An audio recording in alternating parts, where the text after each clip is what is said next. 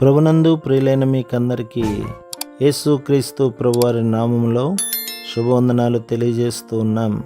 దైవజనులు బ్రదర్ భక్త సింగ్ గారి పరిచర్యలో నుండి దైవ మర్మములు. ఏప్రిల్ 17. వారి కన్నులు తెరవబడి ఆయనను గుర్తుపట్టిరి. లూకాసు సువార్త 24వ అధ్యాయం 31వ వచనం.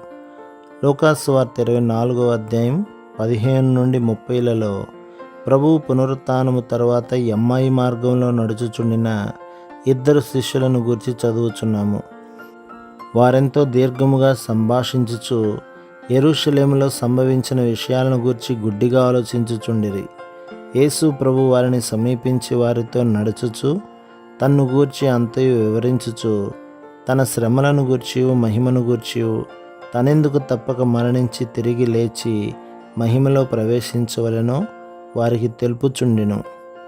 ప్రభువే వారికి బోధించినను వారింకనూ ఆయనను ఎరుగలేదు. వారు ఆయనను ఇంటిలోకి ఆహ్వానించగా ఆయన వారితో కూర్చుండి రొట్టె విరిచినప్పుడే అకస్మాత్తుగా వారి కళ్ళు తెరవబడినవి. అప్పుడు మాత్రమే వారు ప్రభువును గుర్తెరిగిరి. ఆ విధముగా ప్రభు వారికి బోధించెను. మన ప్రభు ఎంతో గొప్పవాడు, బలవంతుడు, ఎంతో అద్భుతమైన వాడు. మన సామాన్యమైన నేత్రములతో మనం ఆయనను చూడలేము. ఆయన మన జ్ఞానమునకు మించినవాడు. మానవీంద్రియములతో ఆయనను గ్రహించలేము.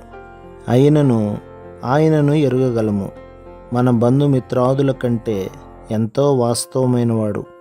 ఆయనను, ఆయన మహిమను మనం గుర్తెరిగిన ఎడల ప్రపంచమంతటిలోనున్న ప్రతి వ్యక్తి కంటే ఆయన మనకు అత్యంత ప్రశస్తమైన వాడుగా కనబడును.